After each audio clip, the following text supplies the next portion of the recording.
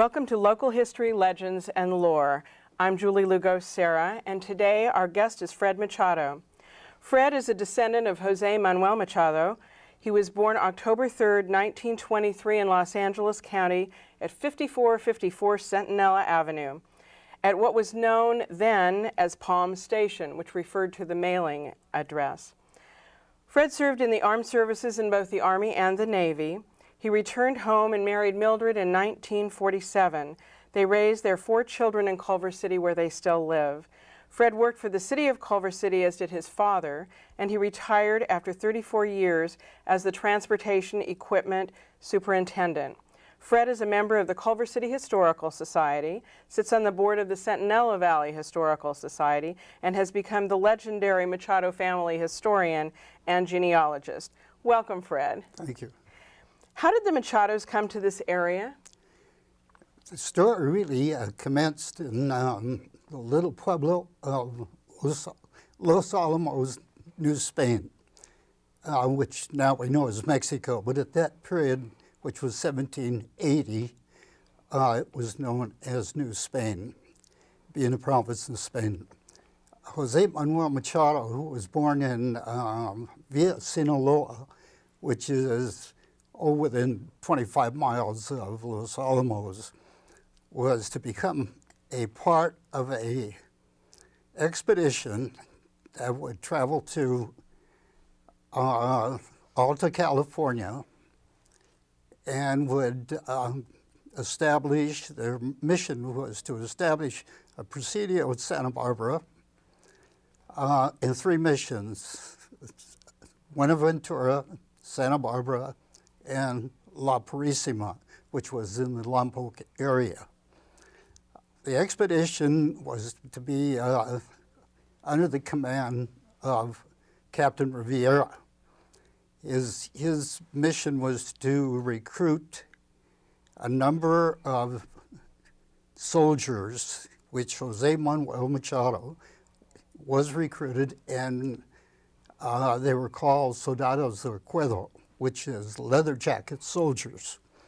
They assembled at Los Alamos, but before they left on the expedition, they had to see if they could get a wife. And so luckily, Jose Manuel met his wife in Los Alamos. She was a native of Los Alamos, and her name was Maria de la Luz Valenzuela.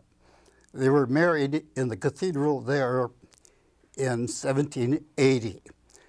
The expedition didn't get underway till February of 1881, and Commander Rivera split the expedition into 2 parties. The first party left in February 1881 by boat, and they sailed across the Sea of Cortez to Baja California, to Laredo, then up to San Luis Gonzaga, and from that point they were to walk to the San Gabriel mission and meet the second party who Jose Manuel was a member of.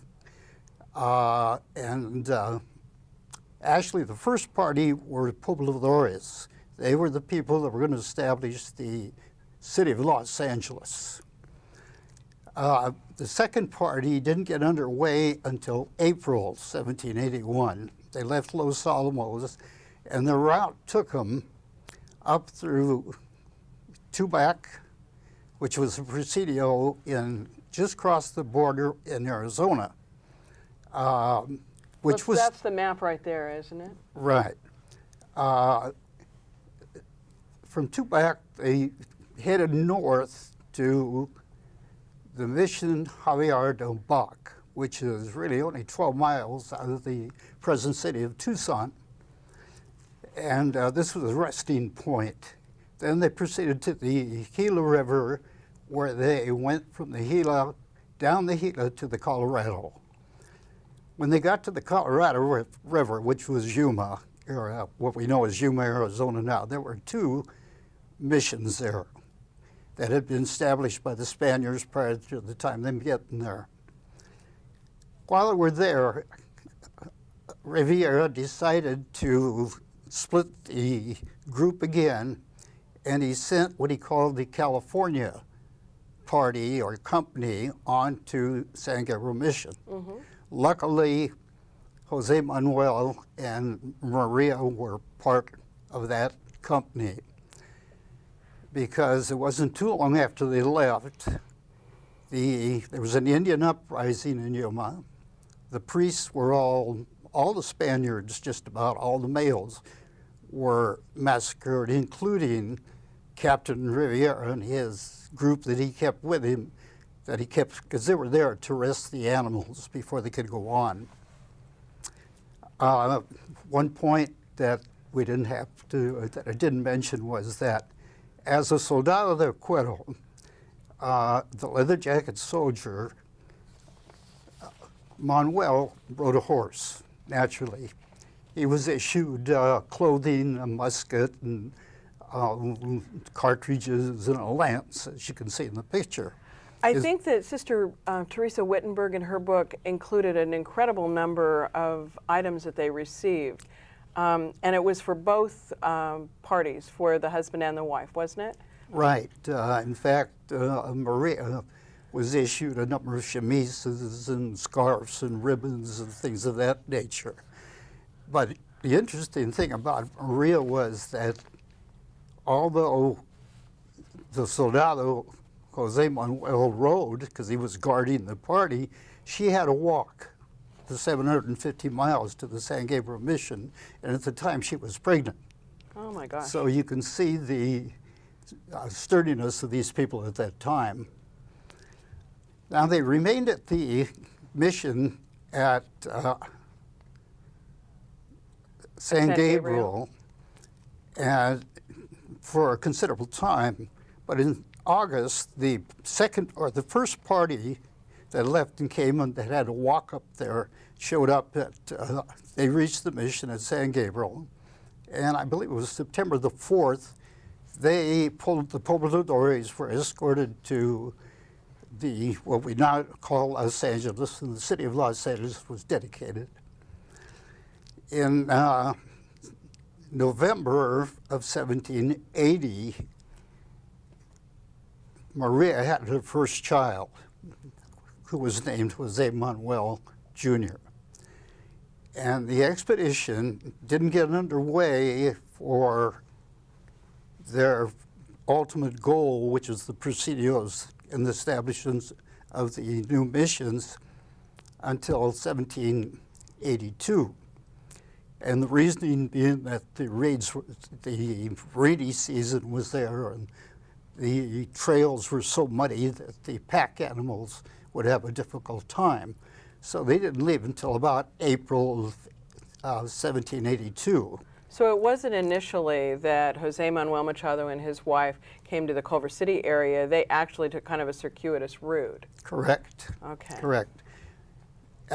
Before they left, they were joined by Father Cerra, who was president of the missions at that time, and they escorted him to Ventura, California, where he established, which we know as Ventura, California now, but they established Mission Buenaventura. They remained there for 2 weeks, and then they proceeded north to the Santa Barbara area where the Presidio was established and built. And a presidio is? A fort. Okay. So this is what their primary goal was. But in the meantime, and in the next few years, the missions at, actually in 1786, the mission at Santa Barbara was established, and La Purísima, Conception, which is in the Lompoc area, was established. Now, in the next 17 years, Jose Manuel served at Buenaventura and at the mission at La Purísima. And at these missions, a number of his children were born. They did finally return to Santa Barbara. And in 1794, a very important thing happened as far as Culver City is concerned. The seventh son of Jose Manuel and Maria was born. That was Augustine, Jose Agustin Antonio Machado. And you have some documents I can see. Yes, this particular document, which happens in Spanish, was actually the request for retirement from the service which was the Spanish Army, for Jose Manuel Machado. But to go back in 1797, and that's the year of the retirement, Augustine's brother Ignacio Antonio Machado was born. And these two would have a distinct association and would work together in the Culver City and be associated with their future home, Rancho La Bayona. They were the ones who eventually were looking for land and had a difficult time, as I understand it, close to the Pueblo. That's right. Jose Manuel retired in 1797 and took his family to Los Angeles, the Pueblo of Los Angeles. At that time, there were only 315 people in the Pueblo. As a veteran, he was given land, which we know was on North Broadway, right off between Main Street and North Broadway. And he raised cattle, and they raised their food and raised these children. But Augustine and Ignacio were very ambitious. And we do know that Agustin Machado was running cattle and horses on the Dominguez Ranch in San Pedro as early as 1810. But in 1820, they requested property to pasture and raise their cattle on. And this is the famous Agustin. This is one of the famous portraits. Yeah, this is one of the later pictures of Augustine that was probably shot in the 1860s. And he was the most prominent member of the family? Well, he did turn into it because the others, I'll go into the fact that they requested grazing rights for their cattle in 1820 from the Comandante in the Pueblo. And he granted them these rights. And before they did that, though, got the property, one of the things, and this happens to be a family legend, that the amount of land that they could request would be the amount of land that one of the people that was to get the land could ride on a horse from sunrise to sunset. On the screen, I think we have Ignacio. Yeah, this picture That's the is brother. Ignacio. This is Augustine's brother. They were both part of the request for the land rights, The grazing rights. the grazing rights. Along with, wasn't it the with Talamantes? Felipe father and son? Talamantes and his son Tomas. I see. And according to legend, Augustine started on a horse at sunrise at Playa del Rey, what we know as Playa del Rey now, followed the bluffs past Loyal, what Loyal University is now, and eventually about where the 405 freeway is, he bisected the Baldwin Hills and then rode down what we call Manning now to Pico Boulevard, and then back to the beach and then back to his starting point at Del Rey. This encompassed roughly 14,000 acres. And this is a diseño on the screen of that ranch? That's right. In order to get the property, they had to submit a hand-drawn diseño, which is a map of the property they were requesting. And it's pretty hard to look at this and tell exactly what it was, but the drawings on the left are the lomas, or the mountains or bluffs that led from Playa del Rey to the Baldwin Hills. And it's kind of reversed there right now because the playa, where it says playa, is actually the ocean, Pacific Ocean. They got the grazing rights, but they had to establish a home in shows the production of food and things of this nature. Now, this is a picture of the Augustine Machado Adobe that was built, and actually it's a picture of the second adobe. The first one was built about off Overland Boulevard between Overland and Sawtell, but the floods wiped it out, and this is the second one that was built on roughly Jefferson and Overland in Culver City. And this one remained till, I would say, the late 1800s before it was torn down. You could see it was fairly good size. It actually had a chapel in it, and, quarters for the priest that came once a week or two, or they were traveling priests at that time and would say Mass. The people were devout Catholics, and they used the chapel themselves. They said their prayers every day and every night. That pretty well places the Machados in the Culver City area. And as I understand it, to go back a little bit, that particular adobe is the second one because the first one was located along the creek? Well, it was along the passage where the creek, where if it flooded and wiped out the adobe.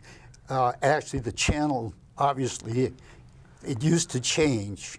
In fact, just a quick note on that. I think it was 1816, there was a tremendous flood and rainfall in the Southern California area. And actually, the Los Angeles River changed its course and flowed down La Bayuna Creek. For a period, and then another big rain came. And it took its old passage back to the Long Beach area and out to the sea, but very few people are aware of that. Now, this is the family crest, and it has a definite history. Our research on it has associated with Portugal. The first ones that we come across in our research is in Portugal. The Machados at that time became famous for making battle axes, and these are the ones shown there. But the actual story of the crest and the name Machado originated in Portugal. There were a knight and his son, and this is going back to like 1747. Not 1747, 1247, where the Portuguese and the Spaniards at the time were trying to kick the Moors out of the Iberian Peninsula. And there was this particular knight and his son, who were not named Machado, broke down the door of a castle with axes, and that's where that name came from. A few years later, the son took the name Machado, which refers to axe. And then from that point on, the family name commenced. What were some of the names that we found historically that were precursors to Machado? We do know that, of course, there was no border between Spain and Portugal at the time. Portugal actually was all of Spain at one time until one of the kings gave one of his granddaughters or something the land where Portugal is now. And we do know there's a town, it still exists today, called Machado, right on the border with Spain. And we know that they flowed back and forth. We do know also that the poet laureate of Spain was Manuel Machado. His home still exists. It's a national monument in Segovia, Spain. Also, there's another Antonio Manuel Machado, who was a very famous painter in Spain. Now, this picture here is the second wife of Augustine Machado. My particular lineage goes through his first wife, who was Maria Petra Buelna. They were married in 1824. In 1826, she bore his first son, who was Juan Baptista, my great-grandfather, but she died in childbirth. 8 months later, Augustine married Ramona Machado. And where did Ramona come from? She was nearby, wasn't she? Right. Ramona was the second daughter of Francisco Sepulveda, Serrano. Second name was Serrano. And he had the land grant to the Rancho San Vicente, East Santa Monica. That's the area we know as West Los Angeles and Santa Monica. So he was the northern neighbor then. That's right. Basically. That's right. And then the legend is that Augustine was at a fiesta at Rancho San Vicente when he met Ramona and eventually married her.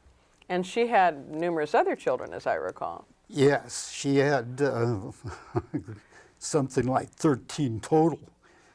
A few of them died. One died prior to 6 months or so. But your great-great-grandmother, Right, was Vicenta Machado, was one of his daughters. who married Francisco Lugo, absolutely. Right. Mm-hmm. Yeah, okay. On that coat of arms, was that the only coat of arms that the Machados had? Have you found any others? No, we found actually 5 different coats of arms. They all relate to the axe, though. They're just different arrangements of the axe. They were very active. The Machados were in the Crusades, the Knights of Templar and the Order of Christ, which were very famous in all of Italy or the Mediterranean area, let's put it that way. But that's about covers the axe.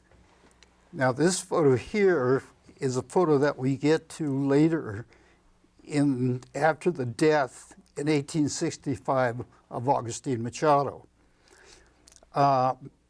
There was, at that time, the court ordered a survey, and a man named Ord did the survey. And then they came up in 1868 with this partitioning map, which this one only shows the partitioning of the heirs of Augustine Machado.